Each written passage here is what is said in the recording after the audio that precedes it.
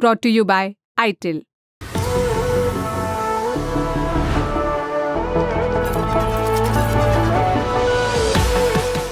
तारीख थी 4 अक्टूबर। सुबह के करीब 10 बजे का समय। 8वीं क्लास के दो स्टूडेंट स्कूल से वापस लौट रही थी। दोनों साइकिल से थी। स्कूल से घर के रास्ते में एक धान का खेत पड़ता है। दोनों यहीं से होकर गुजर रही थी कि अचानक 4 लड़के बाइक पर सवार होकर आते हैं। लड़कियों को पकड़ने की कोशिश करते हैं। दोनों शोर मचाती हैं और साइकिल छोड़कर वहां से किसी तरह बचते बचाते भागते हैं। चीख पुकार सुनकर जब तक आसपास के लोग इकट्ठा होते हैं तब तक वो चारों लड़के भी बाइक से भाग जाते हैं। पास के ही घर में रहने वाले परिवार ने बच्चियों के स्कूल प्रबंधक को सूचना दी। पुलिस को भी इत्तला किया, जिसके बाद कार्रवाई आगे बढ़ी। पूरी घटना सीसीटीवी में कैद हो गई। इस वजह से वीडियो सोशल मीडिया पर भी वायरल हो गया। उत्तर प्रदेश में एक जिला पड़ता है देवरिया। देवरिया में ही तरकुलवा नाम की एक जगह है। ये घटना यहीं की है। जब ये सब हुआ उसके 3 दिन बाद तक पुलिस को आरोपियों की कोई खोज खबर नहीं लगी। फिर 6 अक्टूबर की देर रात पुलिस को खबर मिली कि 2 आरोपी पास के ही एक गांव सिरसिया गोठा के पास एक सड़क पर दिख गए हैं। पुलिस ने बताया कि जब वो वहां पहुंचे तो आरोपियों ने देखकर फायरिंग करने लगे। जवाब में पुलिस ने भी फायरिंग की। पुलिस की गोली दोनों आरोपियों के पैर में लगी। दोनों को हॉस्पिटल में एडमिट कराया गया।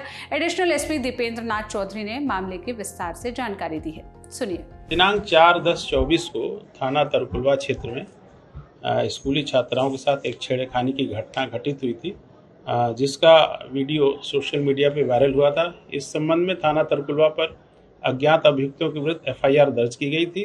विवेचना के क्रम में इन अभियुक्तों की पहचान की गई। आज सूचना मिली कि ये अभियुक्त सिरसिया गोठा मार्ग पर कहीं जा रहे हैं। इस सूचना पर हमारी टीमें सक्रिय हुई।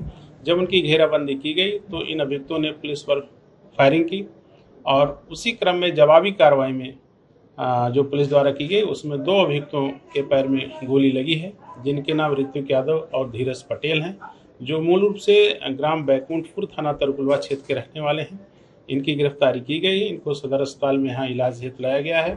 मौके पे शांति व्यवस्था कायम है। किसी प्रकार की कोई कानून व्यवस्था की समस्या नहीं है। कुछ बरामद हुआ है इनके पास से?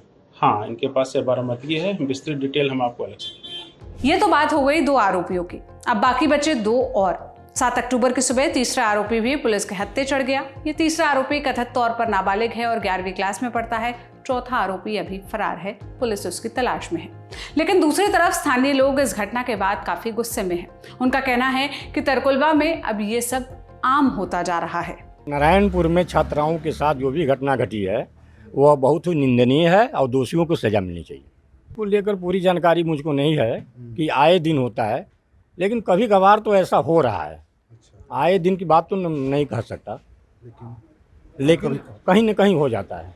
9 सितंबर को एक घटना हुई थी सोनरिया इंटर कॉलेज में। वो भी लड़की पढ़ के आ रही थी।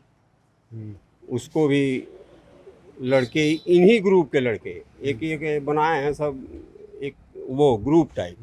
नाम तो हमको नहीं याद आ रहा है उसका। ब्रदर्स क्या? हाँ, कोई ब्रदर्स है। हाँ, ये किस तरह का ग्रुप है? लड़कों का जो फालतू टाइप लड़के हैं, व्हाट्सएप ग्रुप बना करके अपना लड़कियों को चीट करना, गलत मैसेज भेजना। 4 लड़के साथ में चल रहे हैं कि कोई लड़की अकेली मिल गई उसको छेड़ना।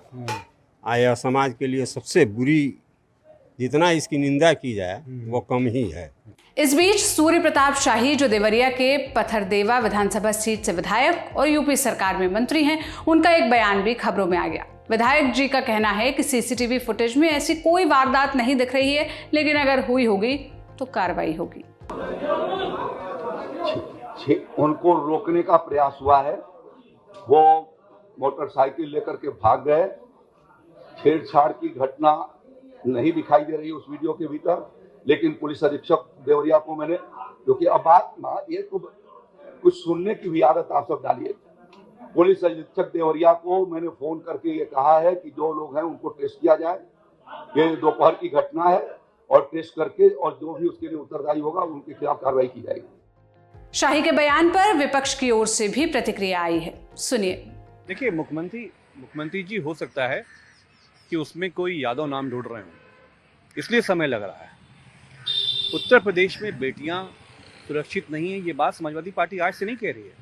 आखिर में 1090 की जो हमारी हेल्पलाइन थी, जो विशेषकर सिर्फ महिलाओं के लिए माननीय अखिलेश जी ने बनाई थी, आपने उसको तबाह बर्बाद कर दिया, आपने उसको ख़त्म कर दिया। भारतीय जनता पार्टी की सरकार चुनाव लड़ने में व्यस्त है। कभी हरियाणा के चुनाव में व्यस्त है, कभी दिल्ली के चुनाव में व्यस्त है, कभी जम्मू के चुनाव में व्यस्त है। और योगी जी की सभाएं हो रही हैं, योगी जी को कोई लेना देना नहीं है, या भाजपा की सरकार को महिला अत्याचार जो हो रहे हैं उनसे कोई लेना देना है। सरकार का इकबाल खत्म हो गया है, अपराधियों के हौसले इतने बढ़े हुए हैं, पुलिस के हौसले पस्त हैं, अपराधियों के हौसले मस्त हैं। ऐसी घटनाएं न केवल डराती हैं बल्कि ये भी बताती हैं कि महिला सुरक्षा के मामलों में अभी कितना काम होना बाकी है। आप इस मसले पर क्या राय रखते हैं? कमेंट बॉक्स में बताइएगा। ये खबर लिखी थी मेरी साथी वैष्णवी ने। मेरा नाम सोनल है। देश और दुनिया की तमाम खबरों के लिए लल्लन टॉप देखते रहिए। शुक्रिया।